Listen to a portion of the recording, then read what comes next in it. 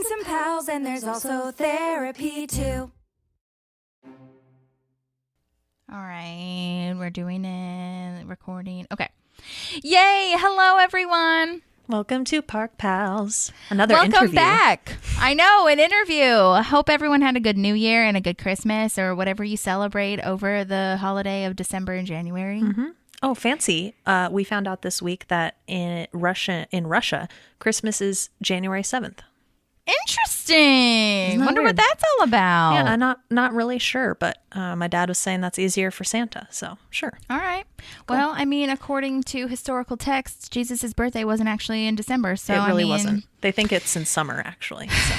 Yeah. So look, we all cope the way that we need to go. Yes. Yes. We just hope you all were able to relax and take some time with your loved ones. Yes, exactly. And if you're in a space with snow, we hope that you have electricity. My God, Heat. my mom didn't. Oh my God, heat.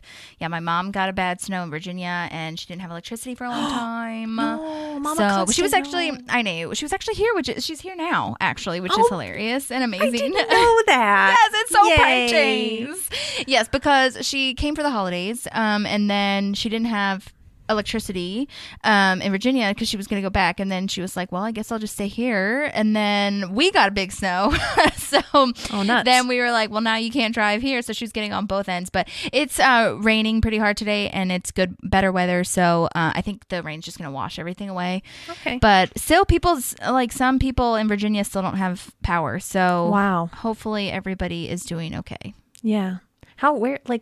Now that I know what Virginia looks like, because I visited Connor / drove around the entire outline of Virginia. I know. Where does your mom live / where you're from in the Yeah, so it's about 3 hours north of Virginia.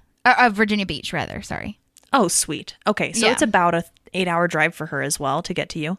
Yeah, it's like closer to 9, Okay. almost 10 if you stop. But okay. Yeah, she usually leaves really early in the morning and then gets there at night. But the reason she drives is because she stays here for a while, which thank God she did, and you wouldn't have to worry about like flight cancellations or whatever. But yeah, so if you were to look at like the picture of Virginia, I suppose, and you see DC on the eastern, like very east side, we're about an hour south of that, and then 3 hours north of Virginia Beach.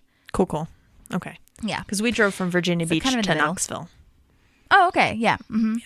So I was trying to equate it in my head. Yeah.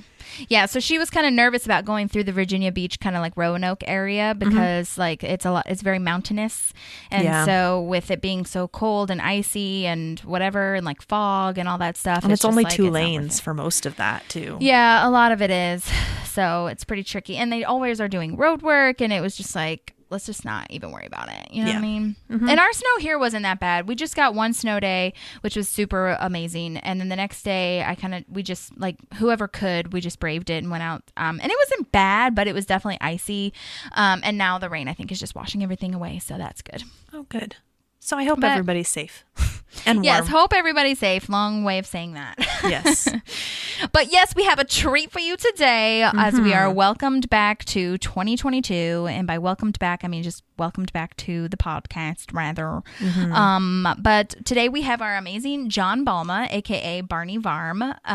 And what a delight. What a true treasure he is. He was so sweet, and I felt like I could talk to him for 800,000 hours. Yeah, super genuine human being. And just, I think he has a really cool heart and story, and he was a delight. I'm sure everyone will enjoy him. Yeah, yes. For sure. He has a company for dogs, and his partner has a company for dogs that I will post in the show notes. He's based out of San Francisco, so if anyone's visiting San Francisco, please make sure to say hi to him if you see him in the streets, because he's very open to that. But also, if you have a dog in San Francisco, or if you know anybody who has a dog in San Francisco, go ahead and hit them up, because they would be happy to help you. Yes. So super fun. And thanks to him for answering all my questions. I felt like I was just really excited. I mean, when I first heard his voice, like you heard, I said it out loud. When I heard his voice and his camera wasn't on yet, I was like, oh my God, it's Barney. It's like, happening. He has such a distinctive voice. It's so gnarly. I was so excited to hear it. So I'm so glad that he was able to be so wonderful and give us a little bit more insight into the world of Parks and Rec. Yeah. Yeah. So he was great. Hopefully everybody enjoys him, and You get to kind of hear a little bit more of the other stuff he's worked on as well. So if you're a fan of any of the other shows, make sure to go back and watch him. And I am intrigued to go watch that movie he mentioned, Moonlight Mile, with Susan Sarandon and Jake Gyllenhaal. I looked it up while he was talking about it because I was like, I have never heard of this, but that's a stacked cast. So let's do this. And he's such a phenomenal character actor. I mean, I really feel like he can do so many different things. So I'm really glad that he was able to talk about like the different kinds of characters that he's played before, and his whole career with theater and everything too. So yeah, I'm really excited for him. And I hope that he gets to be on Broadway one day when, God willing, Broadway opens back up. So, but yeah, stay safe out there. I mean, so many people I know have COVID right now. It's actually insane. So please be careful, get vaccinated and boosted, and just be careful. And if you're running out of things to do, just go back and listen to any of our podcasts. Yes. Yeah, that's the thing to do. But we've got a couple more interviews coming out this month, and we probably won't do an episodic one review until the end of the month because we've got some amazing people to talk to. So we're super stoked to share that with you. But for now, we will leave you with the amazing, incredible, wonderful, kind John Balma.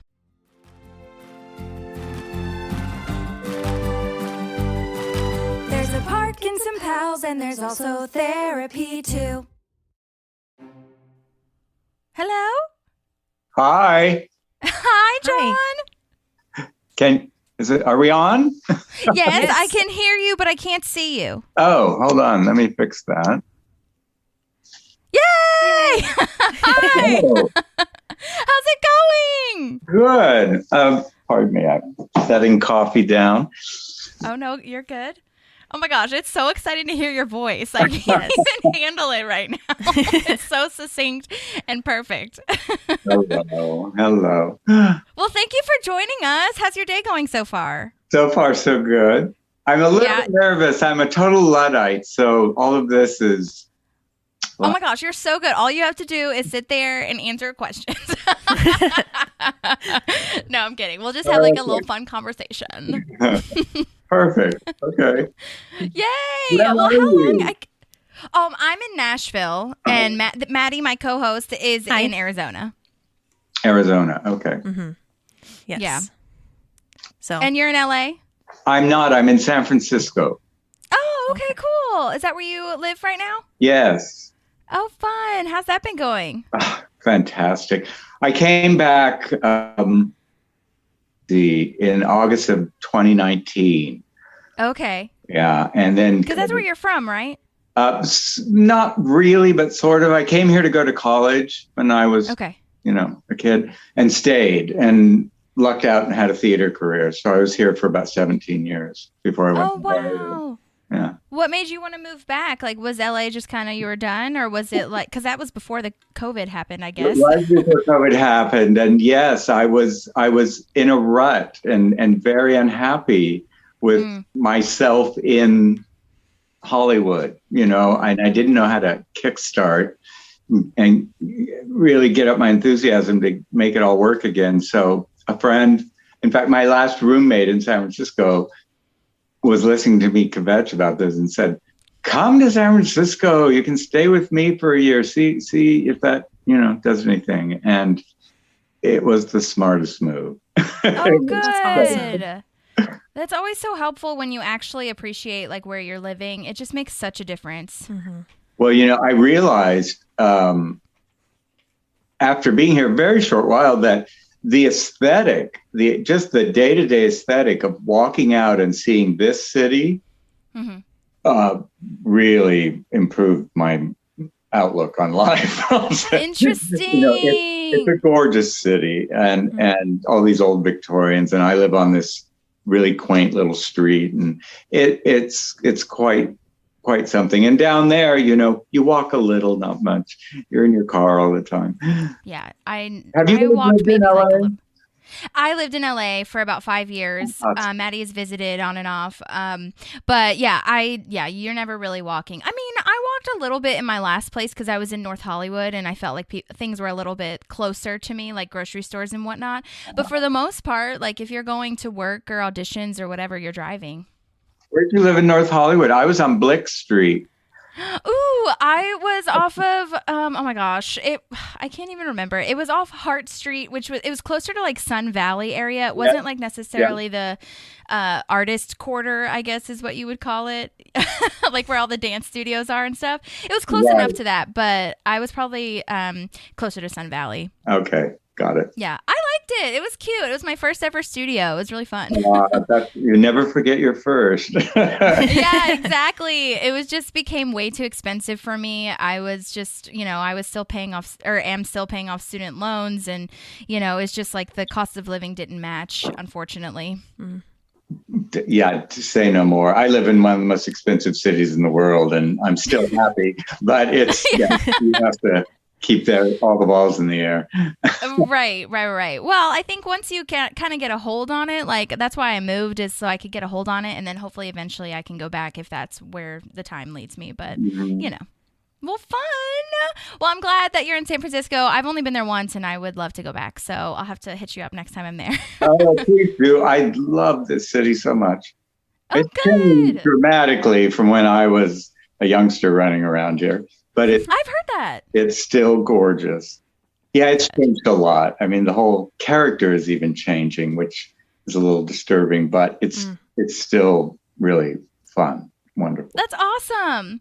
Well, John, thank you again for being here. We appreciate you so much. It is amazing. My heart is soaring. So, do you remember your first audition for Parks and Rec? I very much do. Tell us about it. The casting director was Dory Frankel at the time. I think she was actually on Parks and Rec for its entirety. And I knew her from, she'd probably called me in for a couple other auditions elsewhere. And I also had been in an acting class with her. And so I knew Dory, so I was not nervous going in. It makes a difference when you have a friend in the room. Mm-hmm. And it was for a tiny little, I really think it was a couple of lines. I don't even think Barney was my first audition. I think I auditioned for another character. Really? I kind of think that. I may be wrong, but there may have been one other thing I read for and didn't get. But this one, I remember going in, and they needed someone with a monotone, and I'm pretty flat in my delivery, and so I went in, I did my thing, and they hired me, and it was for this one show called Leslie's House, which I think you just did a show on, didn't you? Yeah, yes. We just talked to Alex Hardcastle, the director of that one. Oh my God! But yeah, we Alex. just talked to him, and I thought that was such a fun. I didn't even know when I talked to him, but I thought that was a fun little connection of Grace and Frankie, because you did Grace and Frankie too, really briefly. I did, yes, in the first season. Yes, awesome. I remember seeing you because I only really watched it, like full disclosure, I only really watched it because of Alex, and I just fell in love. And then I saw you in a couple scenes, and I was like, oh my God, it's John. But I loved it, so that's cool. But anyway, sorry, I interrupted your story about your audition. No. So I read it and I got the part and I went and did it, and it was a blast. I can't even tell you. It was, kind of. Mm-hmm. Oh my God, look at who's in the room even, it was totally. But it was really one job. It was I don't think it was ever intended to be a recurring character. Okay. Easily a year passed before they called up and said, could you come back? And I was like, of course I can. And it was the exact same joke. They had me come back and do this flat monotone thing on the telethon. Yes. Mm-hmm. And I thought that was the end of that. And then the third one, I think it was the third one, I had an office, and, it was like, wow, okay. I know. Yeah, the third one is where we actually see the accounting department, or the accounting firm, I should say. Yeah. And it's really funny because they always call it the accounting firm, but I see that there was a name for it, and I didn't write it down because I was like, those names are really actually kind of hard to pronounce. I don't know where they got those names. It was like Wojcicki and something or other. Yeah, I should know this, shouldn't I? And I don't. No. No. Well, it wasn't your last name, your character's last name. So I know, I wasn't a partner. Gosh. Why wasn't I? Oh my God. Well, do you remember anything, or what do you remember really about being there on Leslie's house? Like you said, you were in that room with all of them, really. I mean, it's nuts. It was shot in a real house in Altadena. And I just remember how crowded it was. You know, it was crowded, but I'm sorry, I'm going silent on a podcast. That's no, please. Oh gosh. The crew was so much fun, and they were so much fun every time. For the whole 4 years I was in and out, that crew was a blast, and they were having a good time, and it made such a difference. And I just remember it being like a party, really. You know, it all went fairly quickly. There wasn't a lot of waiting around. I was surprised by that. That might be the benefit of handheld work, you know, with handheld cameras and moving quickly and stuff. And there was an actor. You know, I was nervous. I was hoping I was doing it right and all that stuff. And of course, yeah. I mean, that must have been pressure because you were in front of all them, literally giving a they were presentation. all there. They were all there. I mean, there's Pratt and Offerman and Leslie. Justin Theroux was in it, and exactly. Yeah, that's right. Yeah. Oh my gosh. And there was an actor, and I've forgotten his name, and I wish I hadn't, who was a regular at the time. Okay. Sort of a tall, good-looking guy with dark hair. And was it Blake Lee? It might have been Paul Schneider. Oh, that him. For Mark. Paul Schneider. Did he do a movie called All the Pretty Girls or something like that? I don't know. Anyway, this guy had done a movie that knocked my socks off. And when I saw him, I was just like, that was my starstruck thing. And after I did my first scene, he broke out of the cast and came up to me and was like, wow, where did you come from? And I was like, oh my God. That's awesome. No, I've arrived. Oh my God, you didn't even have to ask him. He just did it. It is him. Yeah. Paul Schneider. All the real girls. All the real girls. Yeah. You should see it. Okay. It's pretty terrific. Yeah. Yeah. Awesome. So I'm really interested in talking to him eventually because I want to know the tea on why he left the show. Yeah. Why? I don't know why. He's such an appealing character. I'm not sure what that was about. Who knows? Yeah, I mean, I guess Parks fans, fanatics would say that there wasn't really a lot left for his character to do. I felt like he was kind of going down this decline of excitement or growth in his career / personality. But I feel like they could have done something, but whatever. Yeah. Yeah. It's fine. You never know. You never know these things. But yeah, so I liked him in Elizabethtown too. I'll never forget him. But anyways, that's awesome. I'm so excited to hear that they brought you back. And what's interesting to me is that you say that they wanted kind of a monotone, a character and voice. But it's interesting because the first 2 episodes, that's definitely what you do and what you bring to it. And even when I talk to you, just now, you're not a monotone fellow, not to me anyway. Yeah. So I feel like that was really well played. And in that third one is when you get all excited about the jokes. But it's such puns. a steady incline because that first, he makes a joke about they call me the Swiss Army accountant or whatever. And you're just like, okay, all right. And then he says the calculator thing. And I mean, my God, that's famous now. Yeah, it's so famous. It's great. It is. I can't tell you. You know, as I said, I'm a bit of a Luddite. I don't really, I'm not great at social media, but my neighbor across the street, who I've known for a couple of years now, comes up to me once out of the blue after knowing me for a year and says, John, you're a rock star. I just saw this Reddit thread about your character and I was like, what? What's Reddit? Tell me,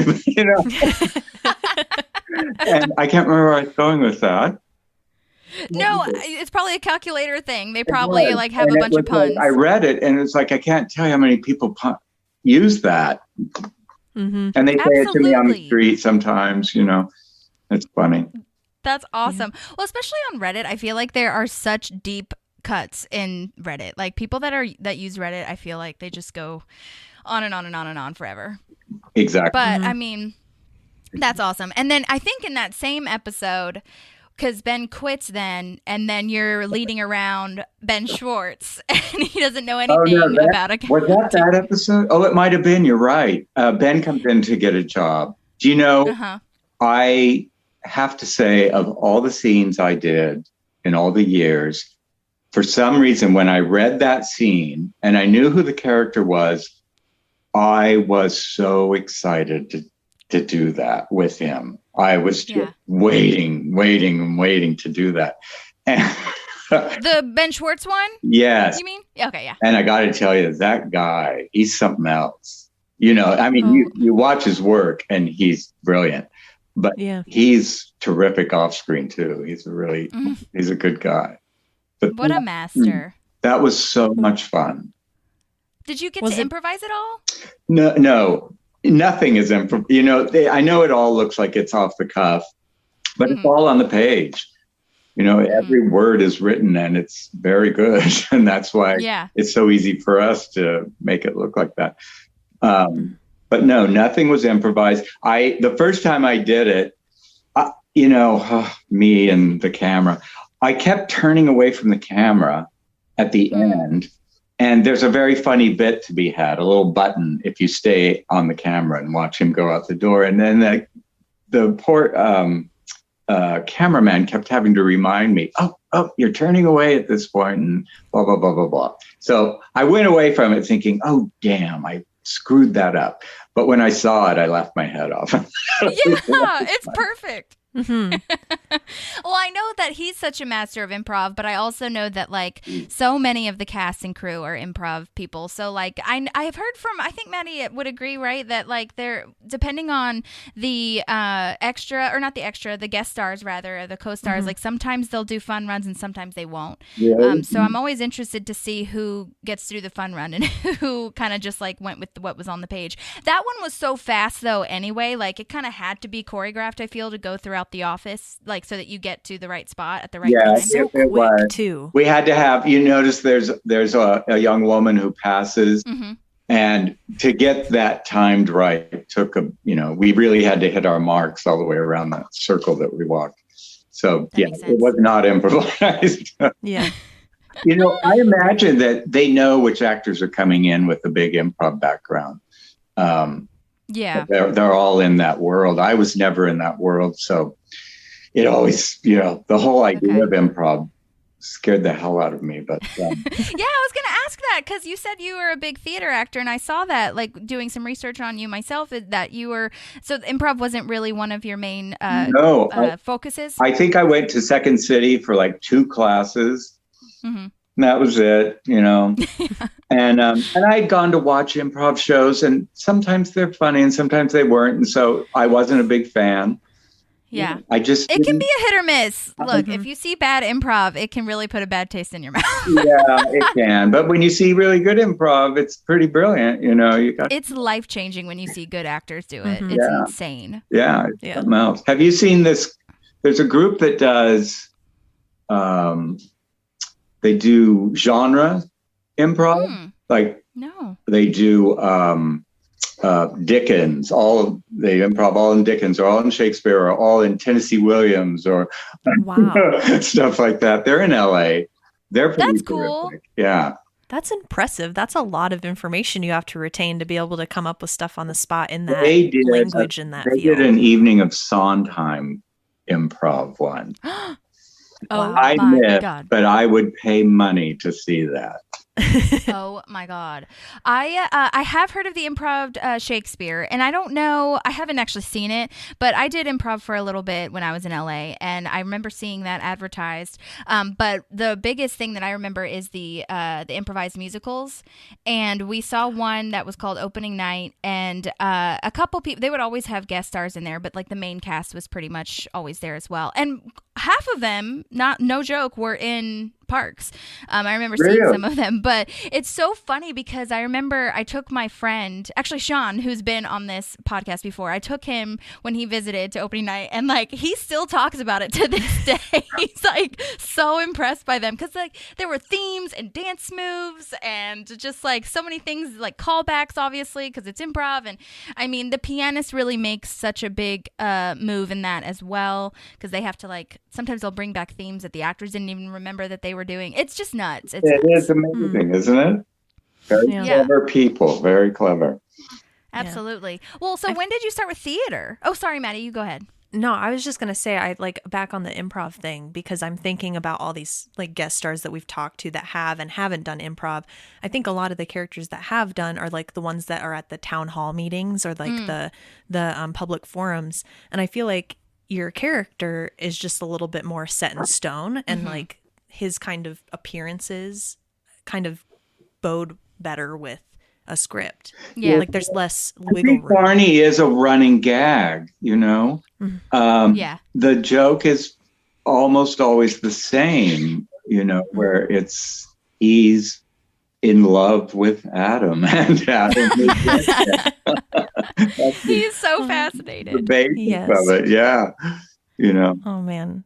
so That's one of my favorite scenes. Like one of my favorite performances by you is when you find cones of Dunshire Mm-hmm. and you're like reading through all the instructions and you're so excited and amazed by this creation. And okay, It is incredible. there was a moment of improv Ooh. because somebody called Ledgerman.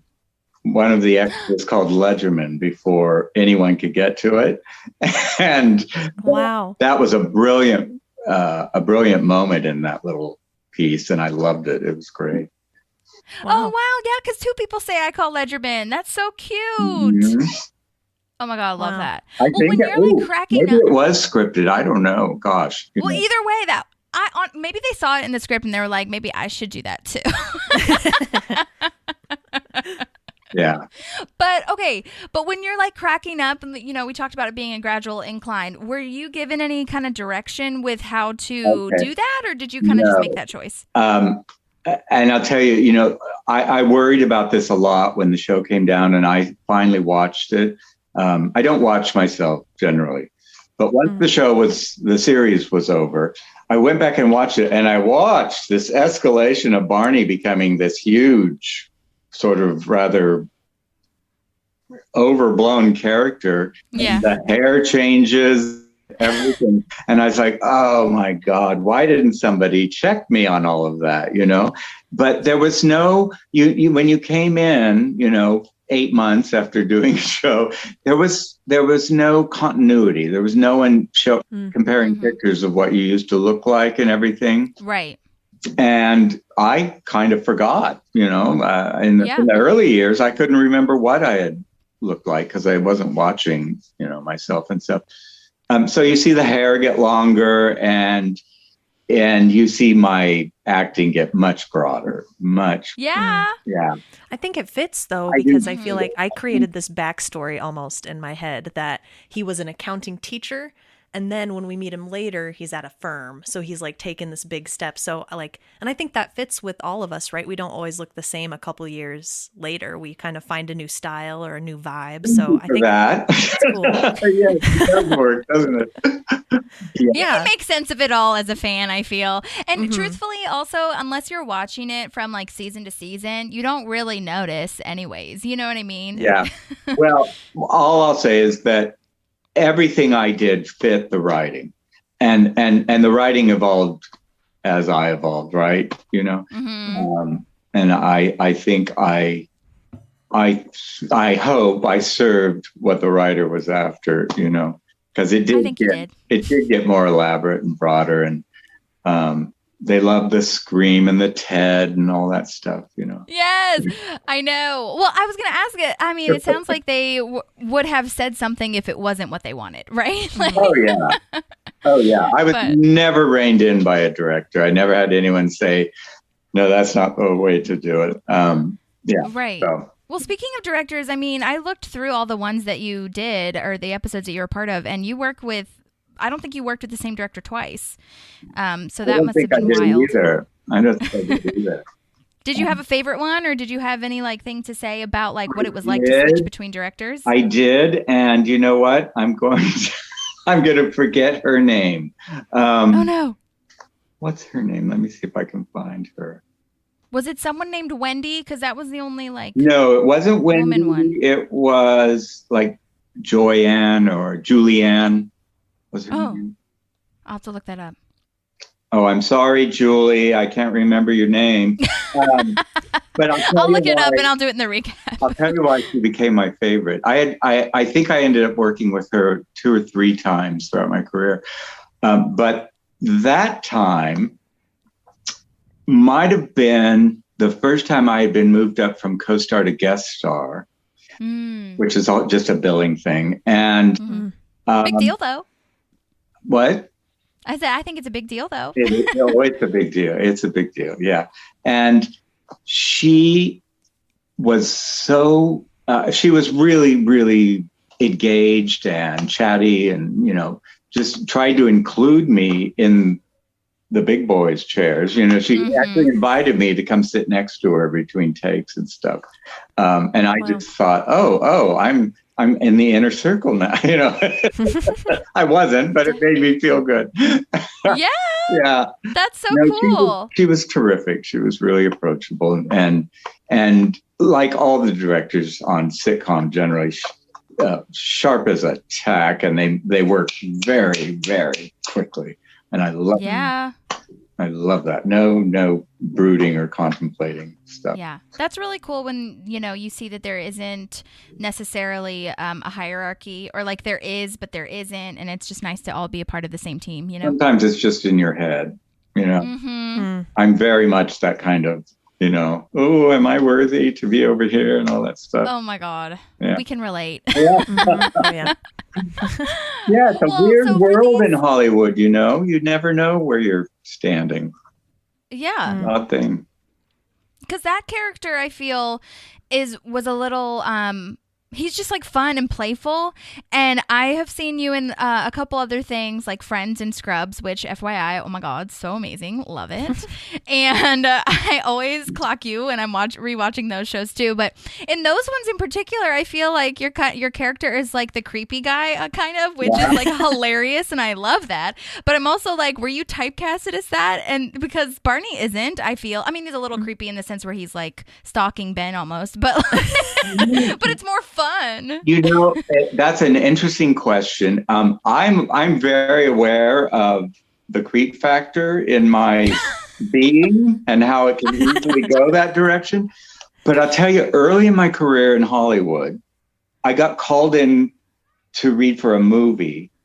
It had no lines, but it had a lot of reaction shots. And I was the killer in the movie. I was a murderer. Oh, wow. And my agents were like, well, they want to see you. I don't know why. You're such a nice guy. I don't think, don't get your hopes up, that sort of thing. And I got the part. And it was really creepy when you see it. It's with Jake Gyllenhaal and Holly Hunter and Susan Sarandon and Dustin Hoffman. It's a movie called Moonlight Mile. Okay. It's a courtroom scene that I'm in while Jake is testifying. And anyway, that's a stacked cast. Yeah. Mm-hmm. My first big movie, and that's who I'm working with. It was something else, I tell you. That's cool. Amazing. I know a lot of people that are like that, though, where they're like, my headshot / like my appearance doesn't really match my personality. And so they're trying to like find a way to meet in the middle a little bit, Well, yeah. When I was in stage, I was a chameleon. I got cast in all kinds of roles. Character actors have the luxury of doing that. So when I went to Hollywood, I didn't understand that I needed to be, a box of Tide. This is who I am, and this is how I play. And so I don't know. I didn't. You got to do multiple things. I did get to do multiple things, but not necessarily intentionally. They read me and decided what was what. I'll tell you something funny about, when that movie came out where I was the killer, I had postcards made. I had this one headshot that looked really creepy. So I made it into a postcard to advertise the movie and send it to all the casting offices. And it so happened it landed on Leslie Litt's desk at Friends the week she was trying to find a bad guy character for the show. So she called me in for the part. And I didn't get it. But 2 weeks later, they called me in for another part. And it was for the Barbados episode. Mm-hmm. And it was a little 2-line part. And I went in and I read for it. And I left and I was out in the parking lot and someone came running after me and they said, they want you to read for the guest star. Come back. And that was Jarvis Overblow. Yes, Jarvis. Yeah. So the creep led to that, That's so cool. Strange chain there. And that's also why I tell young actors the power of the postcard. A lot of people say don't do that kind of stuff, but I got quite a few jobs off the postcards, so I believe. Interesting. Yeah, that's so cool. I would never think about that. That's really cool. Yeah. Yeah. I mean, I know, and that's why it's so expensive too. Oh, I'm sorry. What was that? Oh no, I was just saying sometimes it can be expensive too. So it's really an investment, Well, it's not that expensive, and it is an investment, and you have to be willing to when you're brand new. Willing to spend a little money to get your face out there, do whatever it takes, I mean, after a while, you don't really need to do that kind of stuff. Once you kind of get known, then the agency has an easier time picking you. But I was an unknown. I was complete unknown, so I didn't mind. I did whatever I could. Is that how the Scrubs thing came about too, or something similar, or was that just more of a once audition than the end? That was just a once audition. I don't even remember who cast that one. You were literally in for 5 seconds. I was, but I loved it. I had that brilliant costume, that low cut weird like robe thing, and my hair plastered down. I loved that they did that to me. When I saw them doing the makeup and everything, I was like, oh, this is going to be fun. And I remember Zach Braff was in the makeup chair next to me. And at first, the makeup people were trying to kind of clean me up. And I said, couldn't she just I think he's kind of messy and creepy. And they're like, well, we just want to get you. And Zach said, no, make him look as bad as possible. And interesting. And I was so grateful to him for doing that, because that window shot just makes it. It is so funny. The landlord. So for the listener who is not familiar, that scrub scene was where Zach Braff's character is looking for a new apartment, and then he goes into this one, and John's character is outside of the window saying, oh, he's perfect.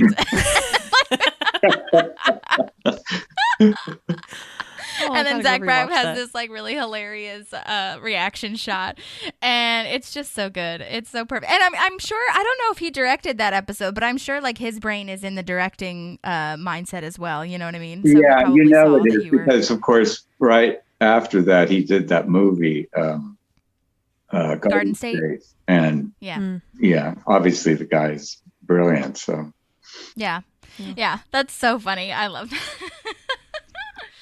Well, so did you have a favorite person or a favorite story of who you worked with on set, or who you got to hang out with at Crafty or anything like that? Because you worked with all of them. I did work with all of them. Let's see. I didn't. Maybe favorite is a strong word, because that puts a lot of pressure on it. But memorable, what I mean? Something that's memorable, maybe. Well, the for me, one of the big memorable things was Chris Pratt on set. We didn't work together a lot. I think toward the end of my arc, we had a couple of scenes together. But he was so much fun on set.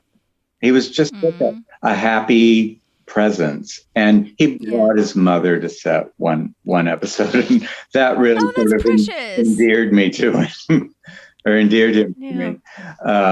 I thought he was really sweet and fun. Nick was very, very funny and very nice. I didn't get to meet Megan. She wasn't in any of my scenes. Which one's Megan? His wife. Lally, his wife. Oh, Megan. Okay, got it. Megan. Okay, got it. And Leslie and I had a few exchanges, and Yay. I think I even saw this recently. And you know how Facebook gives you memories from past years? I guess I had just done an episode, and Leslie had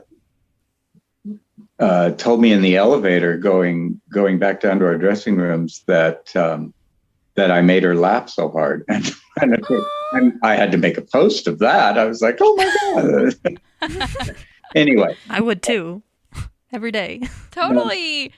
I'll tell you one exchange that's very memorable is that late in the arc, I had started getting recognized on the street. And it was, I'd had that experience before because of a commercial that ran in the early 2000s, and I got recognized a lot from that. But usually I wasn't recognized too often. But when Parks and Rec was going, it was like I couldn't go to the store without talking to people and be in line for coffee, and I'd notice people staring and talking and stuff. And so I did a lot of selfies and a lot of hello and all that stuff, which I loved. Never be afraid to approach me on the street. Yay. Fun to talk to people. John gets mobbed 2 days later. No, just kidding. Yeah. But I went to set, and we had to walk from our trailers over to probably the business park or something where the office was set up. And I was walking with Nick and Chris. And so Nick says, "So are you starting to get recognized?" And I said, "Yes, I am." And I said, I don't think I'm handling it well, because I said, everyone's really nice, but it's like the moment they recognize me, I have to think back for 5 minutes and figure out if I was picking my nose or what was going on. All the time they were staring at And Chris goes, "That's exactly what it's like." You have to watch what you're doing in public all the time now. Right. Yeah. Oh my God, I can't even That's imagine. I can't imagine what it's like to be a megastar, No wonder. Especially now with Chris Pratt being in the Marvel universe. Yeah. Goodness. Right. Mm-hmm. But That's no, nuts. But I'm so glad that you're like feeling good about taking pictures with people. That's very nice of you. You know what? I got to tell you, the Parks and Rec fans, never a bad one. They're so sweet. They're just great. Yeah. Yay. Thanks, everybody, for repping us. I love talking to them. That's so good to know. Yeah, I feel like everybody's just so excited, and they're mostly nerds anyway. So it's like, yeah, I feel like it correlates well with how we've gotten feedback about set from all of the guest stars, right? That it's always a good experience and lighthearted, and everybody's fun, and it's like a family on set. And so it's cool that it's kind of the same with the fans, that we're not like pushy and stuff. It's the same vibe. And that said, I know I said it earlier. I'll say it again. That was the most fun set. I've been on a lot of sitcom sets, and that one was different. Yeah, it was something special. Really great. That's so cool. Oh my God, I love hearing that. I was going to ask you too about the, you came back multiple times. I was going to ask, did they say anything specific to you about like why they asked you back, not as far as like you being great, obviously, but I mean more so in your character. Did they say anything like that? Nope. Okay. It always went, my agent would call, "Parks and Rec wants you to come back. Are you available these dates?" Yeah. That's cool. The entire discussion. Yeah. Well, and it's amazing because, you talked about Chris Pratt and you having scenes with him. I was just rewatching the one where Ben, Nick, and Chris Pratt and Andy are trying to get April the job. Yeah. And then he throws fireworks at you in the parking lot. "Give me the job, USA." And I was going to ask, like, what was that like? And did they actually have fireworks? Like, was that a post thing? Like, what was that? As I recall, they had fireworks. I think they Okay. did. Yeah. That was such an odd thing. I don't have a big memory of it. I just remember it was the last shot of the day. It was at the end of quite a long day. And we went down and I was so thrilled because they had Barney Varm's name on a parking placard. Yes. Well, yeah. And they had your name in your office too. Like I looked at that like in frames with your like degree and awards and stuff. I was like, oh my God, Barney, moving up. Yeah. You know, when I saw that on the office thing, it was the first time I knew I had a last name. Wow. And what a last name too, Varm. Varm with an N, an M and an N. Varm. But yeah, I remember so cool. the regular firework like on the parking lot, like the little fountain one being like that could probably be real. But I was like, when he's throwing stuff in your car, I was like, is that like, did they have to budget for like the damage control of that car? Or like, I don't understand. Gosh, I'm pretty sure it was real. Yeah. It looked real. Yeah. You know, I wouldn't worry too much about budgets when you're doing big successful shows. Right. Well, especially that one. Willing to throw some money by the time that got there. That's awesome. And then also not speaking of, as if we haven't been talking about this for the whole time, but Cones of Dunshire was like, I just was rewatching, not that episode in particular, but the Unity concert one. And you were your character was the one that created the C-Core, like, for Cones of Dunshire, like copyrighted it. And I don't know why, but I just felt this like overwhelming sense of pride. I was like, Barney made Cones of Dunshire a real thing. It's not just in Ben's head anymore, and it's not just a game for, accounting people. It's like a real thing. So it's amazing to me. Yeah. Was that the one where they're at the restaurant and I presented? Yes. Yeah. Yeah, you pop out and he's like, you don't have to introduce yourself every time. It's me, Barney. That's right. Yeah, where was that restaurant? Do you remember? Do you remember where that restaurant was? It was a set. Oh, damn. Yeah. Okay. It was a set at CBS Radford. Wow. You know CBS Radford? Do you know that? Yeah. It's not, yeah, think CBS just sold it, so I don't know what it's going to be called now, but yeah. Interesting. Oh, weird. I didn't know that. That's nice. I guess. Did you get to play with the board game at all, like, or anything, or not really? I never actually really saw. I saw some of the big pieces they did originally when we had the Calzone party, but yes. I didn't see the actual game after that. I heard rumor that it was going to be a real thing and sell in stores and stuff, but I don't think that came to be.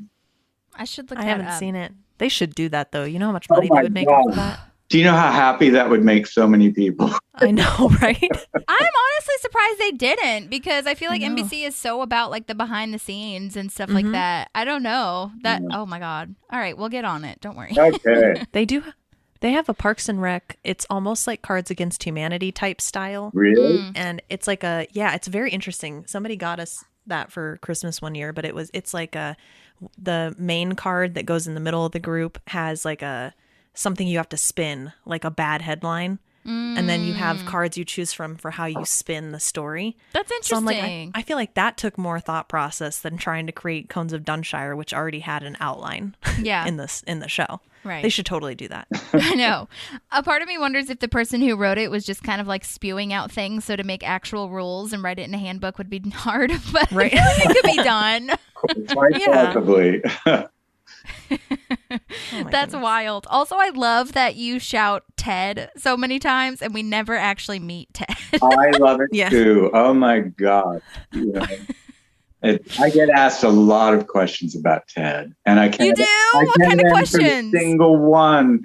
You're never ever going to meet him. I mean, if they were ever to revive the show, you still would not know who Ted is.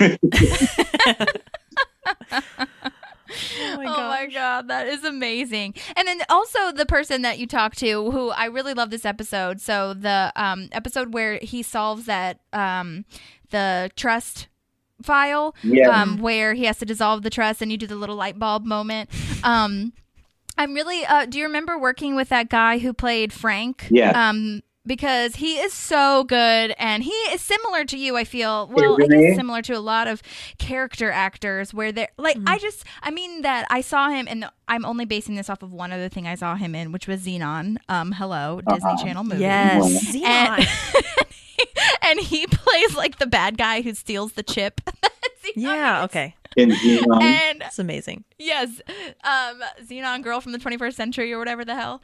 And anyway, so I was just curious what it was like to work with him, because he is also kind of typecasted, but could be different from his character. He was really great. We were actually from the same agency, so we had this little No way. cool. bonding moment when we figured that out. Yeah. That's cool. Yeah. Had you known him before? I hadn't, I don't know if you can see me, but I'm desperately trying to look up his name. Oh, it's Bob Bancroft. I'm sorry. Bob, that's it. Yeah. Yeah, I wrote it down because I was like, I need to know what his life is about. Yeah, it's so funny. I thought when I saw him in costume and everything, I thought, oh, he looks perfect for the firm.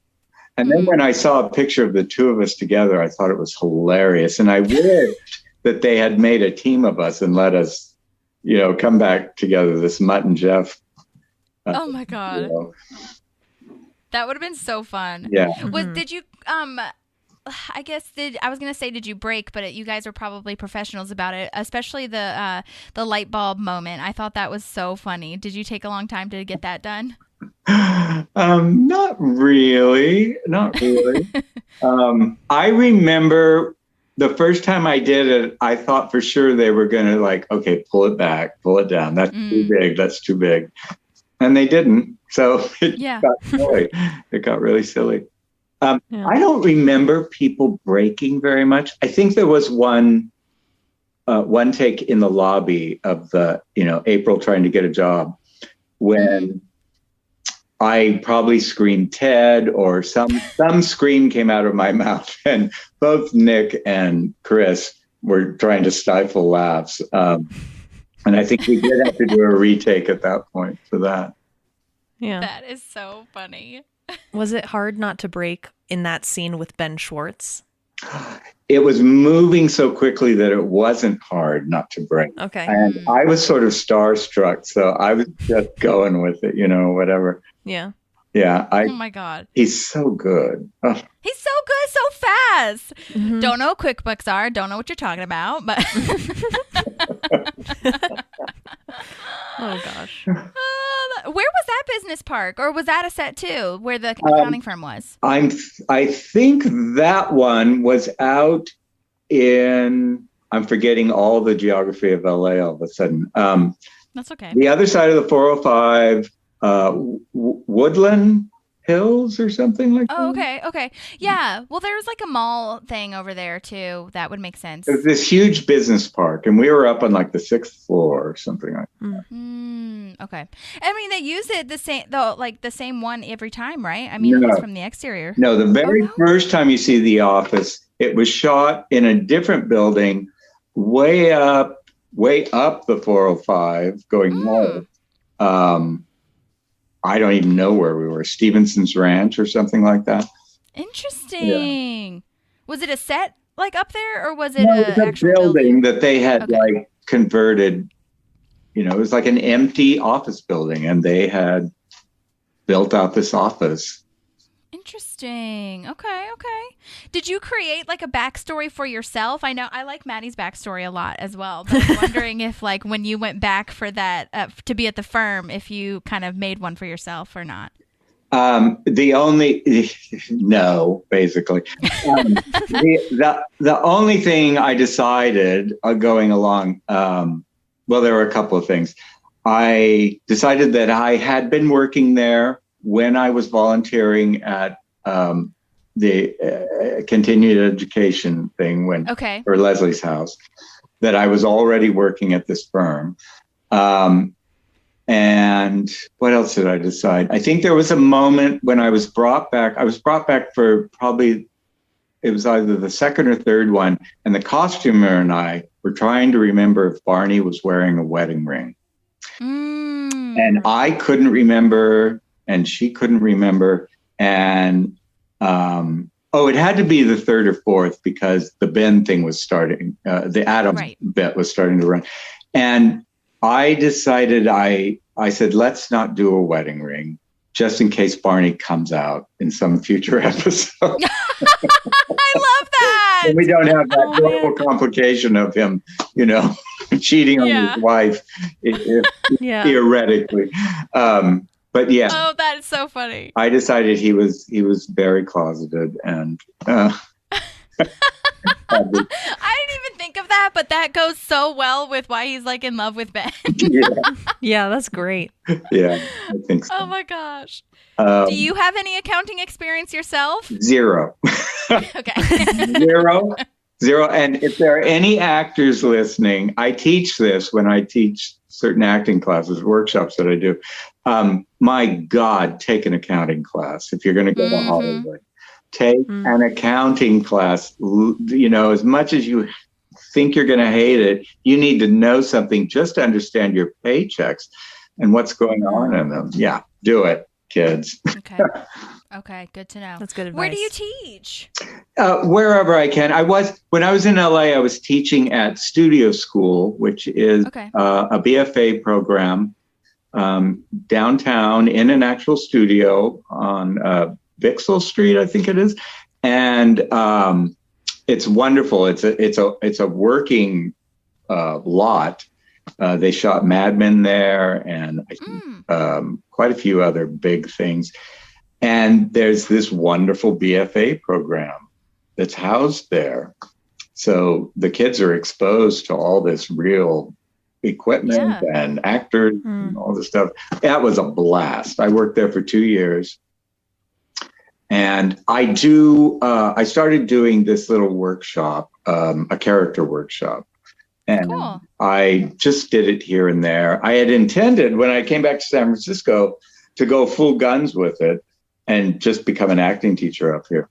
And then COVID hit, so I didn't do that. Oh, good old COVID. Good old COVID. Yeah. Do you have a preference? I mean, I know I ask this of a lot of people, and most of it is just like they don't have a preference. But do you like theater more than TV film, or is it kind of just like wherever the work is? I'll tell you. I probably did have a preference at one time or another. I think I'm more suited to stage than anything. Stage is certainly more satisfying.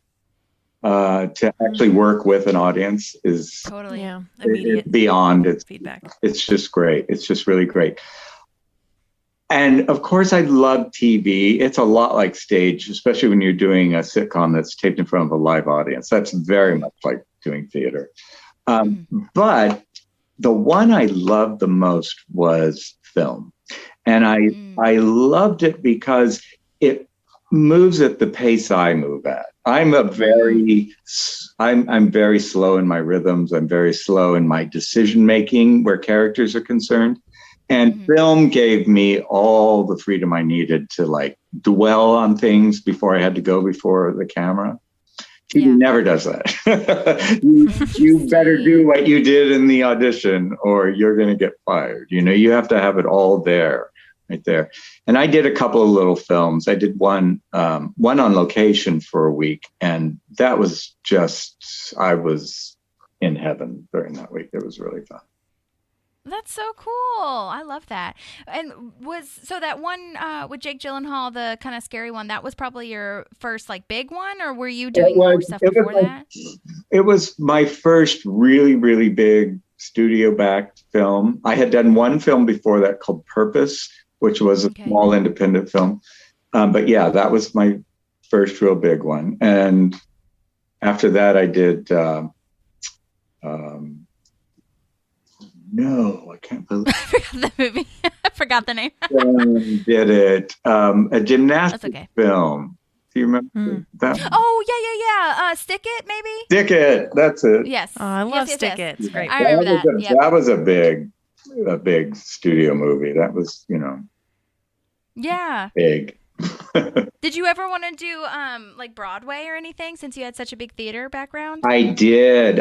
Oh God, now we're going to get in. Now you have to become my therapist. I never. That's what we're here for. We have time. It's like my legit job. Maddie is a therapist. I never wanted to go to Hollywood. I never saw myself in Hollywood. I never thought I was right for it. And I wanted desperately to end up on Broadway. Mm-hmm. But I was a kid from podunk nowhere who came to San Francisco and got lucky.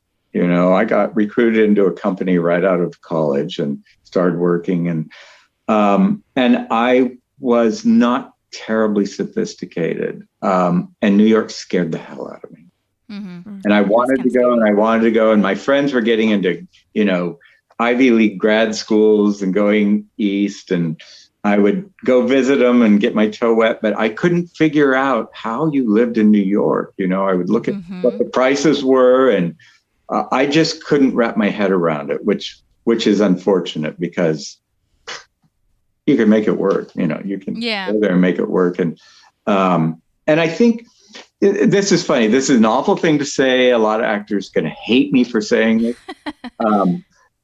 But I heard it from a lot of casting directors, and I have come to believe it's true. You can kind of tell when an actor has spent some time in New York and really, you know, done the work out there. They're a little different. It's a little different. Like it hardens you a little? I would say either hardens you or sharpens you professionally is how I prefer to think of it. Yeah.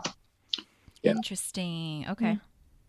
Well, I think the East Coast has a different vibe than the West Coast anyway. You know, I'm a totally different person when I'm in New York. I feel so free, so unfettered. I have confidence I don't have normally, you know. And, interesting. And there's just that energy of, you know, it's kind of a struggle to be there. To live there is definitely a struggle. So, you know, you got to kind of work to get what you want. Right. Well, now that you have stuff under your belt and you're like, you know, I feel you can go to New York and work if you wanted to, probably. Thank you for saying that. You have to believe it too, John. I do, but you know, oh my God, you've caught me at a really interesting time in my life because the last two years in LA, I was very disappointed in my career. You know, I had come off of Parks and Rec with a lot of interest. And my agent was thrilled. She said, "There's nothing we can get you into, you know, all kinds of auditions." And I did for 2 years. I read for series regular stuff, big guest star parts and everything. And I didn't book a damn thing. And after a while, they weren't asking me to read for those things anymore. And they were calling in for one-liners and stuff. And I was just really depressed about that. It is the most heartbreaking career in the eternity of the world. It can be. It really can be. And it can be. That's a better way to put it. And I had to wrestle with my ego a lot those final years. And because I couldn't believe it was happening to me, you know?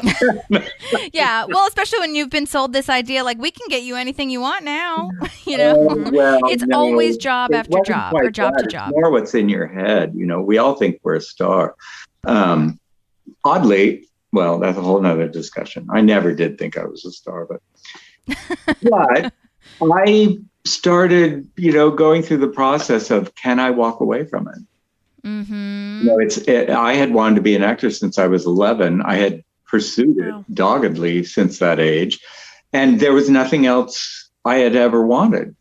And so letting it go was a very long process. And I have to say, COVID helped because it shut everything down and gave me time to think and come to grips. And I quite by accident fell into the world of dog care. Ooh. We love dog care. I became a dog walker during COVID.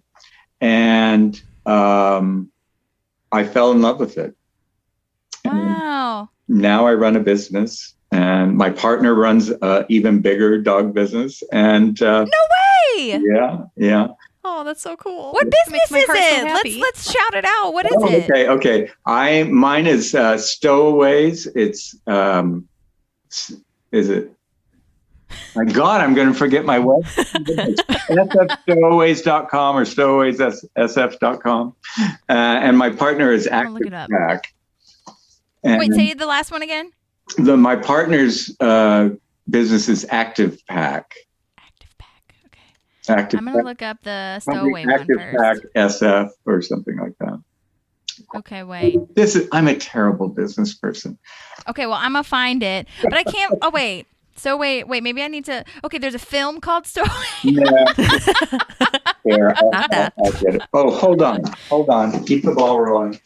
Okay, no, I'm not finding it on Google for some reason, but I think I might be spelling it wrong or something. But either way, once we get the link, I'm gonna post it in the show notes, Okay. both of those, Right. and then we'll make people go. Is it just San Francisco, like It's like base? sfstowaways.com. It's just San Francisco. I have my little area, which is basically the Haight and Twin Peaks and Castro and Noe Valley. Okay. And So cool. It's great. I love that. I love it. I mean, yeah. Well, is it like a kennel thing, or are you No. just walking dogs, or No. what is You it? drive around, you pick up a pack of dogs, and they all know each other after a while, and they are a pack, and you take them out to play together. Oh my God. And very, That sounds like the Oh my best gosh, job I want ever. this job.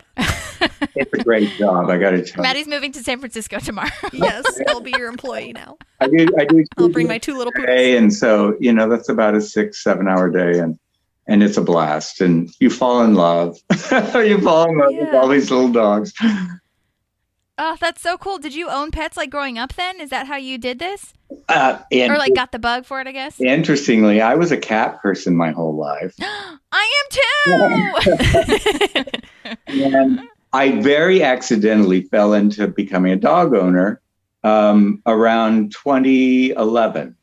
I saw this pathetic rescued dog on a friend's Facebook page. He had just found it abandoned in some outer part of LA and took it to the vet to get it all cleaned up.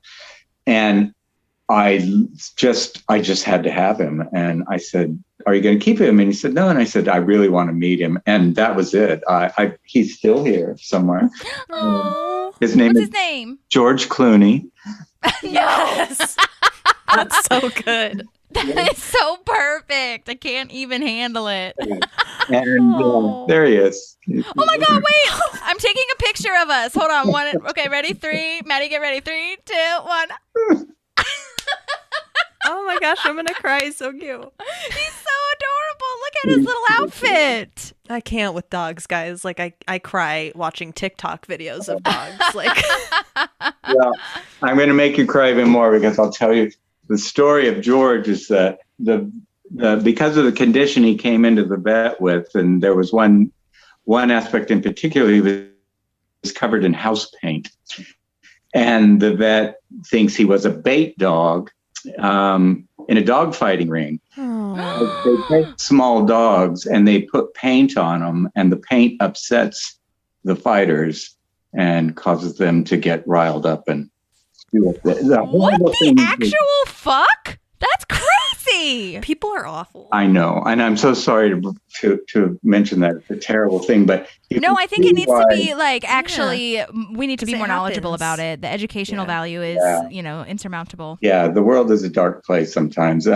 But also, that's why I had to have him, and I had to.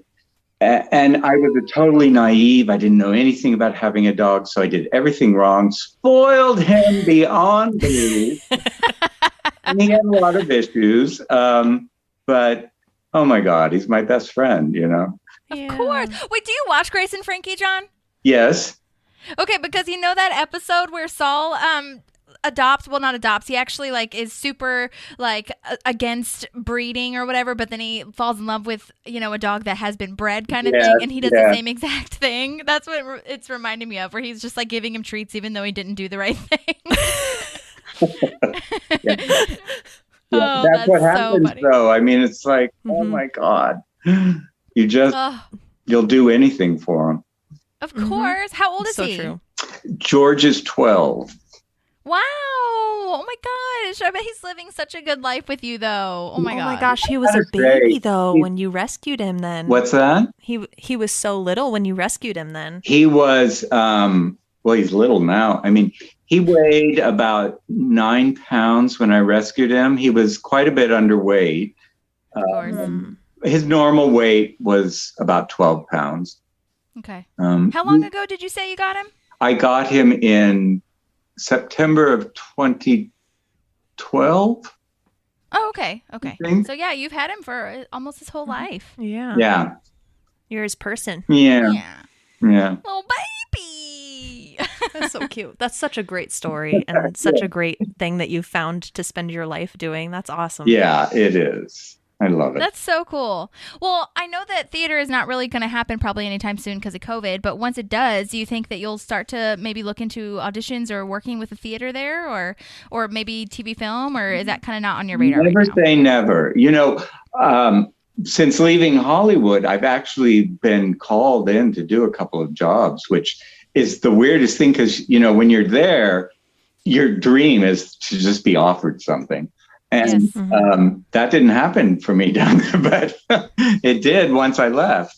Of course, that's I the got way to it goes. do an episode of Storybots on Netflix, which is I love Storybots. wonderful, wonderful children's cartoon.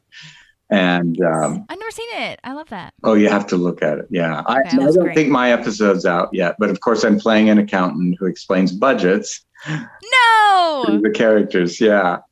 So cool. And that's so fun. And then I just went down to Hollywood for a week to be John Lithgow's understudy in the live presentation of Different Strokes. What? Yeah. That's a big deal. Oh my God. Mhm. Did you get to meet him? Yes, I had worked with John a couple of times. Oh, Okay. cool. Yeah. What's he like? What's his deal? Oh, he's amazing. John's amazing. He's a he's as nice as you can imagine, and he also knows everyone by name. I mean, he even knew the extras by the first name.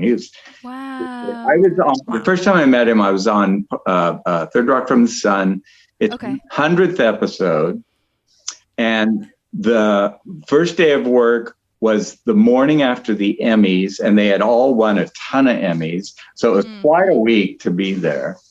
And then a few weeks after that, a couple of months after that, John called me at home and asked me to be in a staged reading of an Oscar Wilde play he was putting together. So, and that was a blast. And That is so cool. yeah, he's great. Cool.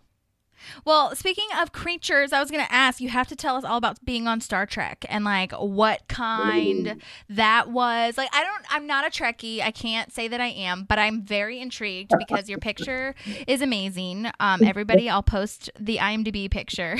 Yeah.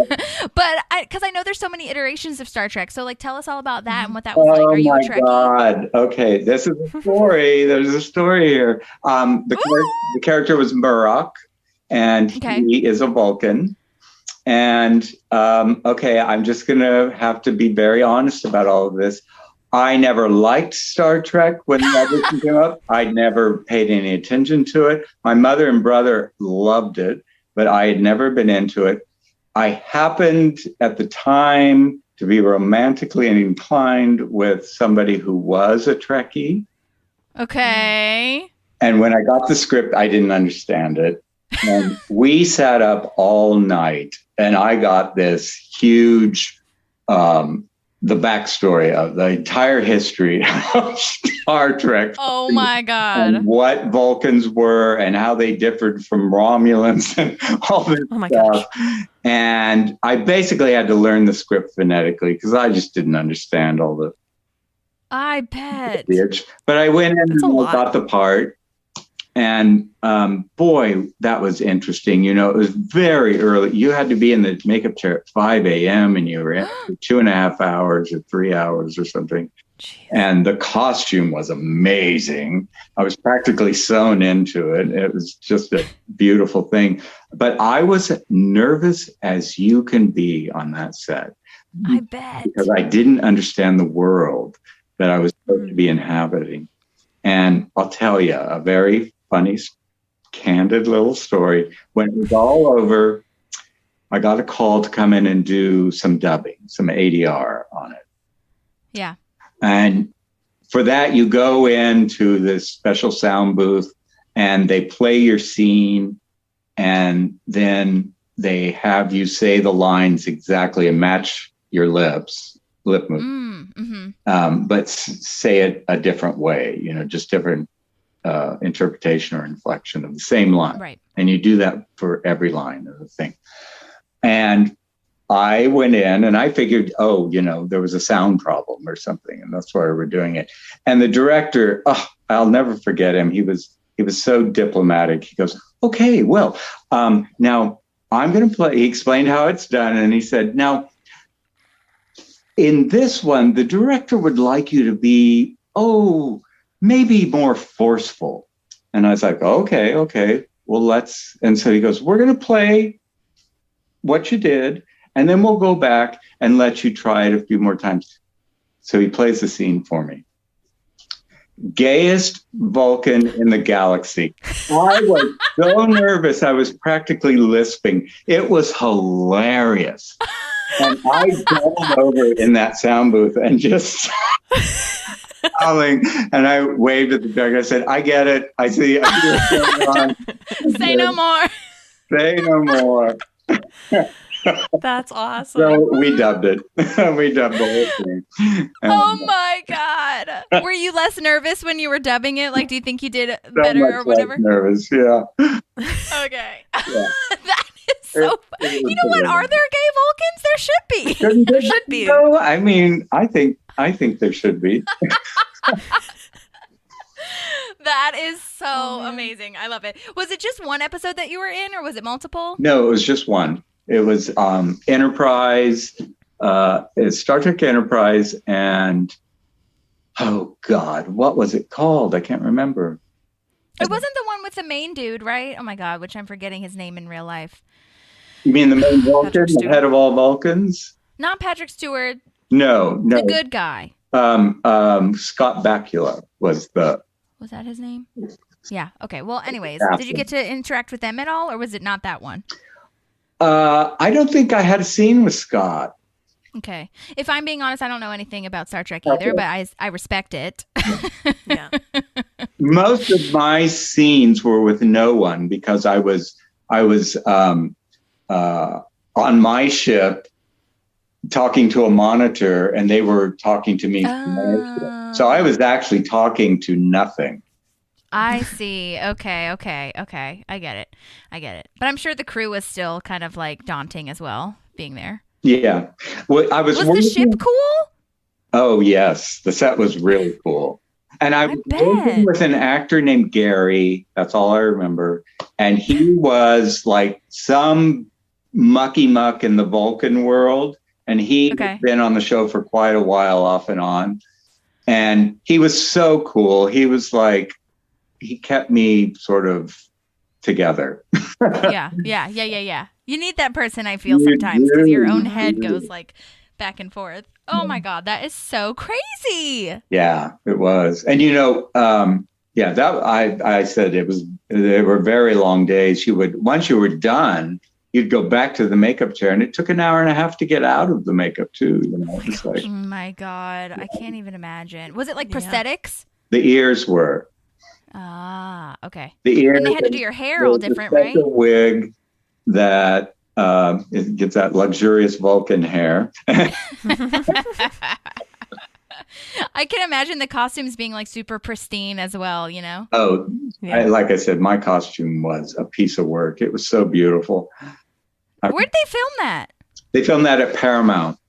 Oh, okay. I got it. Wow, that's intense. I remember my dad used to watch that Star Trek, but I never really like got into it. And I think I don't know. I know there are some schools of thought where you're like either Star Trek or Star Wars. You like one better than the other, kind of like cats versus dogs kind of thing. But I don't know if that's true or not. You know, I was never a science fiction fan. In any way. In the early 70s, there was a film called The Andromeda Strain, and I loved it. And that was like the only science fiction I'd ever shown any interest in until they came out with Battlestar Galactica. My God, what a series. That was so great. That sort of turned my head about all things science fiction. Yeah. Started getting in. I want to watch the newest one. They've got a new one. I mean, it's not like 2020 or anything like that, but I think it was like a couple years ago or something where they redid it. They redid which? Star Trek? Battlestar Galactica. Oh, Battlestar. Oh. I don't know which one I saw. Maybe It's probably the one before that, because that one was newer. There's a really high, well-produced 90s or 2000s or something. Yeah, that was probably the first one. Yeah. Either way. That's so cool, though. I love that you got to do that. And I honestly, I mean, you say you were nervous because you didn't know the world, but honestly, I bet people are even more nervous that do know the world as well. So, like, it could have gone either way. Yeah, maybe. It was also technically a drama. And I am not very comfortable in drama. I see. Yeah, I'm much more at home doing comedy. Yeah. Well, that's awesome. That's good to know. Okay. Well, one thing that I ask also everybody is if you have a character that you resonate the most with on Parks and Rec, like out of all the characters on the show, is there someone that you think that you are the most similar to? As an actor or as Barney? As a person. No, not as Barney. As a person. Like you, John Balma. Do you resonate the most? Like, for example, I resonate the most with Leslie because I feel like I can be uptight, but also like casual and organized, but also very like A plus B equals C and comedy and all that stuff. So I'm just curious if there's anybody that you think that you resonate the most with on. Well, I'll tell you quite honestly, I'm a Gemini. Okay. So I see a lot of myself in two characters. Okay. That's okay. Myself and Nick. Okay. Yeah, the very sort of withholding, dry. And Love it. a lot of myself in Chris, the sort of overenthusiastic puppy dog that. Yeah. Yeah. That's a great combo. Yeah, that is a great combo. Terrible mistake all the time. Yeah, he's nuts. Oh, I know one question I was going to ask too. Speaking of Chris and your scene with him, when they're trying to get April the job, in that last season they have the phones that are like, supposed to be from a couple years in advance or whatever. I think the year was like 2017 or something like this. Which our phones did not end up that way. That's fine. Do you remember watching that? And it's like this virtual kind of reality situation almost where the screen is lifted off the phone. I only heard about that after the fact. Yeah, well, I was just wondering what they used for it. Like, what was he holding in his actual hand, you know? I have no idea. I don't remember. It must have just been like because a piece of on cardboard. set, nothing looked futuristic. And then when you saw it, I didn't even know about it till a fan actually asked that very question at Comic-Con one year. And I was like, what are they talking about? And I went and I looked at the episode and I was like, wow, what is that? That's pretty fancy. Yeah. It's very Star Trek-y almost, honestly. Yeah. Yeah, no. I was just curious. I was so oblivious, I didn't even notice it on set, what they were doing. That's fair. That's fair. Maybe it was like a green screen situation, like he was holding like a piece of green something or other, and then they No, edited it he in post. wasn't. I would have noticed. Oh. Okay. We're getting closer. Yeah. Yeah, We're eliminating options. I don't know. Oh. Maybe was he pretending to hold something? Quite possibly. Yeah, like maybe he was just holding it in his hand like so kind of thing. I That's don't know. very possible. Or he was holding just a flat piece of metal that they projected on. Okay. I don't know. Okay. Well, either way, I was curious if you knew about that, but yeah. Uh, Well, Was there any other memories that you remember that you can think of? No, I know we already talked about it so much, so you can say no for sure. I'm just making sure I cover all my bases. Yeah. no, I went to the wrap party for the series, and that was fabulous. Oh, fun! That's awesome. It was. It was again another night of being starstruck because like everyone was there, John Hamm was there. I was like, whoa. Yeah. That's right, because he love his plays that character. Yeah, they super did. random, awful character. Yeah. What do Right. they do at wrap parties? Is it more just like a party and It's you're a like drinking party. and having food, or is that It's it? a- Do they do it's games, It's a speeches? party. This was in some club in Hollywood that I had never heard of before. And it's kind of like being in a big sort of almost disco-ish club. There's a dance floor and there's places to stand and sit in bars and food and everything. And at some point in the evening, all the big honchos get up and give speeches and thank everybody. And yeah, That's awesome. I'm so glad you were able to go and enjoy that with everybody. me too. It was a blast. Yay! Well, Maddie, did you have any other questions that you can think of? No, I've had a blast though, and it was so awesome to hear your. I mean, because I think you have a different arc than the other people we've listened to, right? Like, I mean, I think it's the longest Really? arc. Yeah, Interesting. kind of like how you start and then slowly build up, and then you have like a chunk of a season where you're there a lot. Yeah. So I think Yeah. Yeah. that it's cool, and I really appreciate your time. It's always nice to hear Oh, you're so very about our welcome. favorite things. This was Yeah, a that's so treat. true. This was an absolute treat. Thank you for finding me. Oh my gosh, my pleasure. Yeah, that's so true, Maddie. I didn't really even think about that. But well, I guess we talked about it a little, but like, yeah, you were like really monotone at the beginning and then you just kind of amp up into this character that we all grow to love, Mm-hmm. Mhm. Yay! Well, do you have any Instagram things? I know you said you're not really on social media, but do you have any social medias that we can plug or no? Okay. Well, I'm on Facebook, of course, Okay. as John Balma, George Cluny. Love. I somewhere there's a Twitter account that I stopped using years ago, but I'm going to start using it again. And it's John Balma. I think it's at Real Barney Varm. Oh my God, Nice. that's Yes, fun. that's what it is. And my dog business has a Instagram. Okay. We'll SF tag that. Stowaways. Yeah.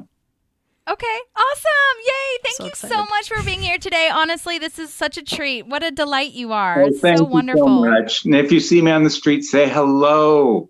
Yes. Yes. Next time I go to San Francisco, I'll hit you up. Do. And if you're in Nashville or Arizona, you let us know. Oh, one of my Yes. best friends in the world lives in Nashville. I should come out there. Okay. Come on down. Well, wait for COVID to get its Yeah. shit together and then come back. Well, And good luck with teaching and good luck with George Cluny and your business. And we're just so happy for you and so glad that we got to talk to you Yeah. today. thank you so much. And let us know if there's anything else that you're doing that we can watch you in, okay? Okay, I will. Thank you, John. Thank you, guys. Have a good Bye. day. Yay! I loved him so much. Oh my God, he's so perfect and special and cute. Yeah. Oh man. Yeah. When the dog stuff got me. I know. I was like, because who does that? Like they leave this big dream behind and find their other calling. Like April was like that as well. April Eden, right? She kind of just discovered this isn't my life anymore and found her other passion, and that's so cool. Yeah. I was thinking So- about her the other day when I don't know why it popped into my head when she was talking about how she was almost Jessica Wicks and then she just didn't get to be Jessica Wicks and she was so close. And this industry can break you if you let it. And it is so, I mean, life in general can break you, but like this industry in particular, it's just like you get so close and then sometimes it just doesn't work out. Yeah, and I think there's definitely some respect in the people who realize this isn't what's making me happy anymore. And they don't take it as I failed. They take it as this isn't what I was meant for. Yeah. And, I you think know, it they always find the starts next with thing. like, oh, I failed. But Oh, 100%. Like I knowing myself, like I think that's the first thought you go to, but having grace with yourself and realizing, this isn't where my future is, and that's okay. And I did little parts that are going to be memorable to people. Yeah. And it's not everything, it's just not everything. And that's what they always say to remind yourself of when you are acting or doing music or whatever creative thing, or just in general, like your job isn't all of you. I always think about that with, this sounds stupid, but that movie Soul, when they say like your spark is not all of you. Yeah. You know what I mean? I think that's so important to remember. But regardless, he was just like so delightful. What a treat. And so sweet. And I'm so excited that he was like able to talk to us today about everything and anything. And I felt like I really would just wanted to hear about his whole life. I could talk to him for hours. Oh my gosh. I know. There was just I looked down at my phone at one point and I was like, oh my gosh, we've been talking to him for almost an hour and it feels like it's been 15, 20 minutes. Like, I know. So yeah, so good. He was fascinating. I hope everybody enjoyed listening to him and hearing his life. Yeah, for sure. Cool. Well, like I said, I will post and tag all the things that he said, him and his partners, information, and and also I'll try to find his Twitter, but also at the same time, like, you can find it if you want to, but I'm really interested in I don't know if we have any San Francisco listeners. I'm sure we do somewhere, or someone who would visit, but regardless, like, that would be really cool to spread the word about his businesses, or his and his partner's business. And then I'll also, of course, find that picture that he was in of Star Trek. And what was the other thing we talked about? What was the show that he was just on? Something Bots. Oh, Storybots. Yeah. Okay, I'll post this is a kid's show. I believe it's on Netflix. I've showed clips of it to my kids. Like, they teach you little things like about music. How do you make music? Oh, there's rhythm and there's a melody, and like, so it's pretty cool. Yeah, they are awesome. Literal robots, and they tell stories. Yay! That's so cute, and it's so funny that he was an accountant on it. That's so awesome. Yes, I know. And teaching kids accounting. That's so responsible of this show. I know. We don't even do that in high school. It needs to be. Girl. So silly. But I'm glad he also talked about, like, teaching that in his teaching accounting in his acting classes too. That is so important. Even if you're not an actor, but especially acting, because, like, you don't know what your paycheck says. No, yeah. 100%. And the rates change and all that other bullshit, so whatever. But anyways, well, thank you all for being here, for listening. We appreciate you so much. We'll have some more guest stars coming up for you later this month. But for now, we hope that you have a lovely week, and we'll talk to you next time. Yeah. Bye. There's a park and some pals, and there's also therapy too.